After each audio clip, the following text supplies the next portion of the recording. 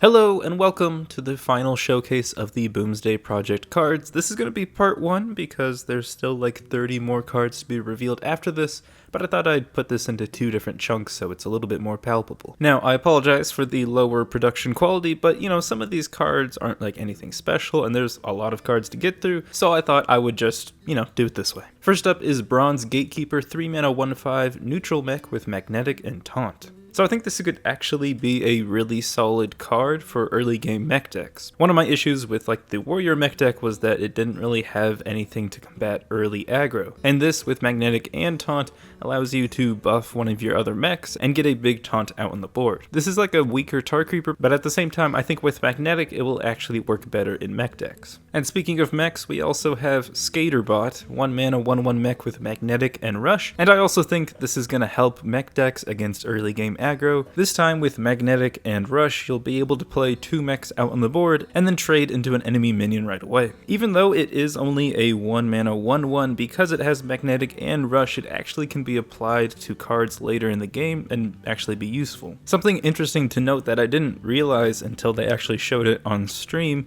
was that Meatwagon is also a mech, and you'll be able to use cards like Skaterbot to buff Meatwagon and then actually get bigger minions spawned off of this. It's pretty crazy. We'll also come back to Meatwagon later. Next is Flukes Glorious Gloop, Druids 1 mana legendary spell. Whenever a minion dies this turn, gain 1 mana crystal this turn only. So I think this can work in a faster Druid deck, probably token, but also maybe you could include this in some sort of combo so that you can play like 20 mana in a turn. One thing to note is that it's whenever a minion dies, so it can be your own minions and it can also be your opponent's. I don't know, this card seems pretty tough to use. It reminds me of the other Druid spell that you would gain a mana crystal whenever a friendly minion died that turn. I don't know if this card is going to work. It'll be interesting if it sees any play, but I just can't figure out a deck where it would actually be useful. And next up is Coppertail Imposter, 4 mana 4/4 neutral mech with the battlecry gain stealth into your next turn. First off, can we point out the artwork on this? It is amazing. There's the freaking ninja squirrel amongst the other squirrels.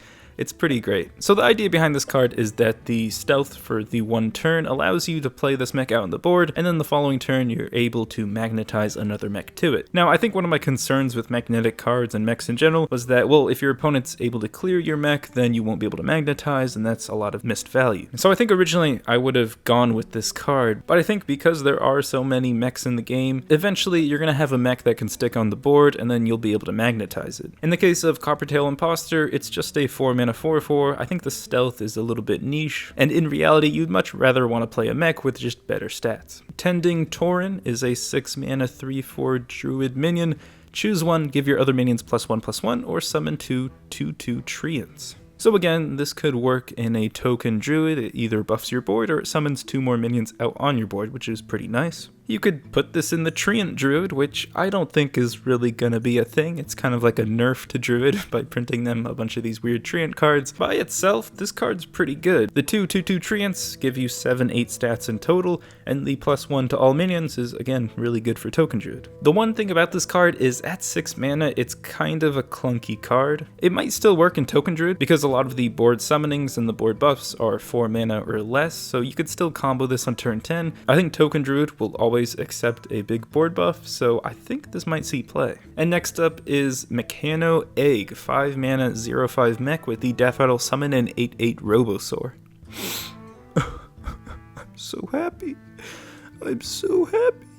This is what I have been asking for, a big egg minion. And while it's not in Hunter or Warlock, more traditionally egg decks, this is a welcomed addition to Mech Paladin. I don't think a deck that includes this is going to be like your traditional egg deck, but because this is a mech, you're able to magnetize to it, allowing you to make it a big threat out on the board, and eventually get its death rattle. Now at 5 mana, it is quite the investment. Of course, the 8/8 is well worth it, as long as this card doesn't get silenced. Again, this deck doesn't really have a lot of egg synergies, so in terms of the death rattle, you don't have a way of activating it unless you kill this minion, and if your opponent has silence, then that kind of sucks. you can summon this off of Meat Wagon, which allows you to play this for basically, I don't know, 2 mana, if you consider Meat Wagon a 2 mana worth of stats. And so if you're able to get Mechano Egg out for really cheap, then it's definitely worth it. Mechano Egg is definitely a slow card to play originally, but that's just like any old egg deck. If your opponent runs Silence, this is definitely going to be a risk, and you might want to try to bait it out with another minion. Maybe I'm missing a card, but if there's some way of activating this Death Rattle guaranteed, then I think this could be a really good card for a Mech Paladin. And speaking of good mechs, next up we have 1 mana 1/3 Mech for Paladin with Magnetic.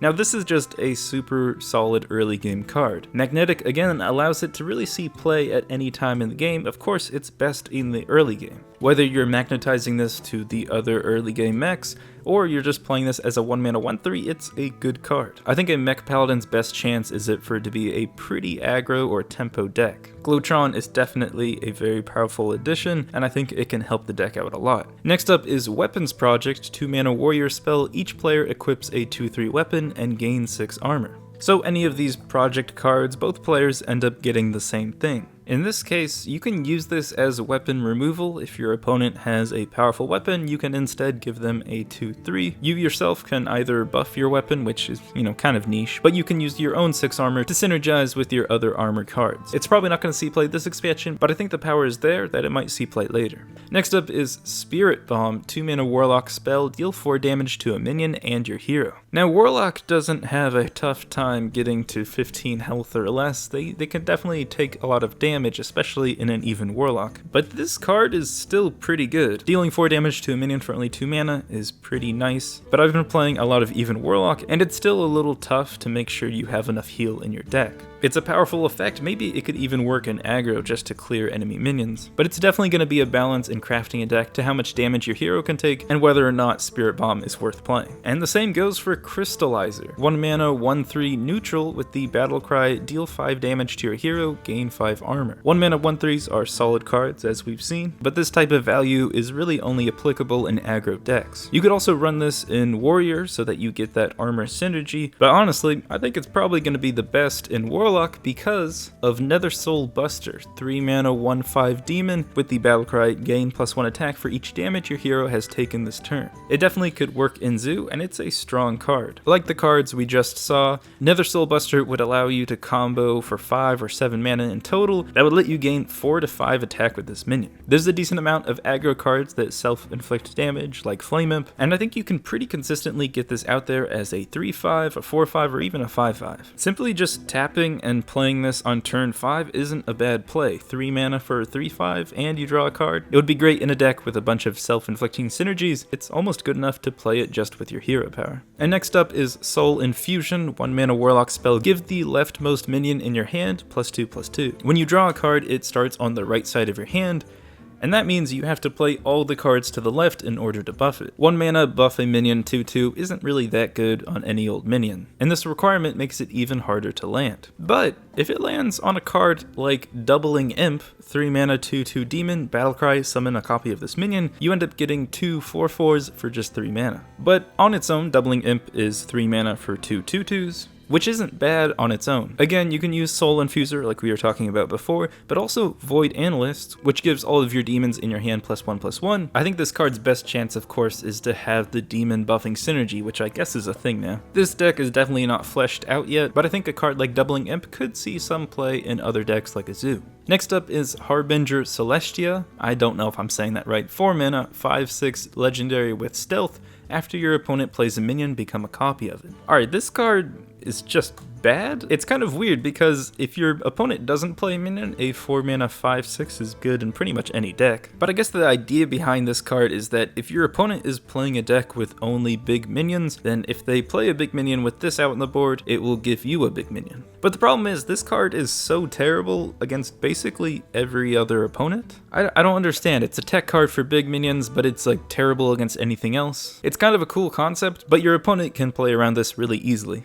I think it's a really bad card and it won't see any play. Next up is Explodinator, 4 mana 3/2 neutral mech with the battlecry summon 2 0/2 Goblin Bombs. It's a basic card. The 0/2 Goblin Bombs deal 2 damage to the enemy opponent. They're also mechs. If you want to summon 3 mechs, then this is kind of decent. Maybe it could work in a tempo mech deck, but it's not a great card to trade out on the board. It's really just stats in kind of the wrong places, but maybe Magnetic can make up for that. Next up is Test Subject, 1 mana 0/2 for Priest with the death rattle. Return any spells you cast on this minion to your hand. So this is like Primal Fin Champion for Priest, except Priest doesn't really have that many buffs. Now you could use this for an Inner Fire Priest, but I think it's pretty tough to string these cards either in the early game or try to get more value out of this card. If you're able to get that Inner Fire combo early, this could either win you the game or just help you contest on the board and then get you those spells back when you can actually go for lethal. You always run the risk of this getting silenced, so that would kind of suck for your combo. And honestly, I think it's something that Inner Fire Priest doesn't really need and wouldn't benefit too much from. Just as I say that, here is another Priest buffing spell, Extra Arms, 3 mana spell that gives a minion +2/+2 and adds more arms to your hand, which I think is a 2 mana spell that gives +2/+2. It might be 3. It's a little expensive for all of these stats, but being able to give minions +2/+2 allows you to make better trades, and I think the cost and the stats of these cards end up equaling out. Maybe this could work like in an aggro deck. Again, it's kind of slow, so there is that issue, but you do get the 2/2 stats immediately. Again, looking back at Test Subject, you could use this with this card, but this whole deck isn't really fleshed out. I think you could add it to Inner Fire Priest, but you don't really want this to be in your pool of spells you discover from, so I don't know if it will see play.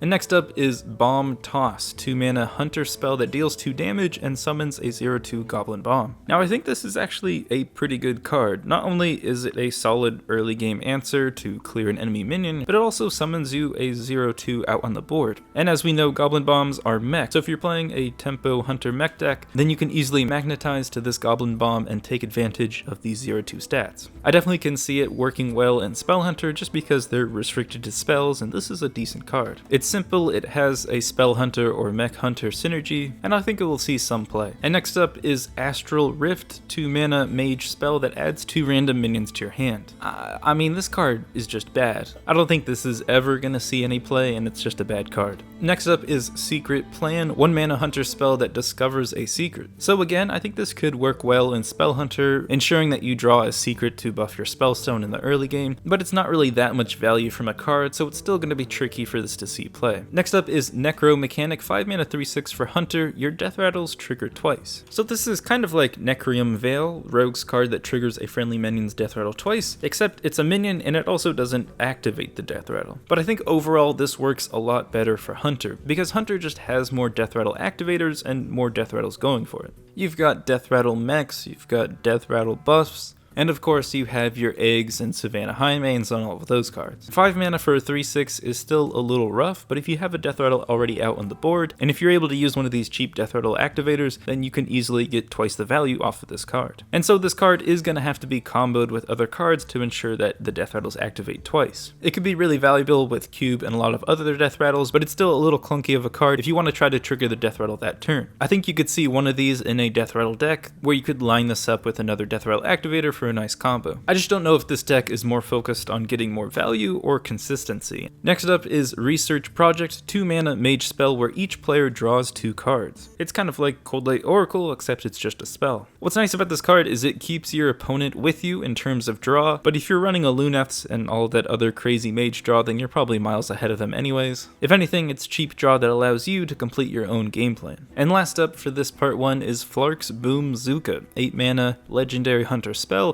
summon 3 minions from your deck. They attack enemy minions, then die. First of all, why is this not recruit 3 minions from your deck? Either way, I guess summoning means that it will actually synergize with some other things. But regardless, the idea with this card is you can summon powerful death rattle minions, get value from them by attacking and hopefully clearing the enemy board, and then reaping the benefits of their death rattles when they die. Now in addition, if these cards are beasts, you can use this to resurrect them with cards like Abominable Bowman. So I think they designed this card in mind for those death rattle minions, because these these cards are guaranteed to die, so you may as well try to get a powerful death rattle effect off of them. And this is a really good idea in concept. But the problem is, a lot of the death rattle synergies that a death rattle hunter would run, like Carnivorous Cube or Terrascale Stalker, won't really work well if they're summoned with Flark Boomzooka. Their battle cries are what synergize with death rattles, and if they're summoned and then they just die, then you lose a lot of death rattle value with that. I kinda see where they're going with this card, but it actually conflicts with the death rattle deck at least I had in mind. Maybe you could use this for a more aggressive one. Again, it's a legendary spell, so the chances of you drawing this is less than any other traditional spell. It's definitely a cool card. In the video they showed, it was really cool seeing giant minions being spawned and then attacking into them. I think it's a little bit too random and just doesn't really work in this deck. There are like the big hunters, but the problem with that deck is they also include smaller minions, they just aren't beasts. So I think overall Flark's Boomzooka just doesn't work in Hunter, and I just don't think it's gonna see much play. Those are the cards for part 1. I apologize that this is a little late, I had some stuff to do.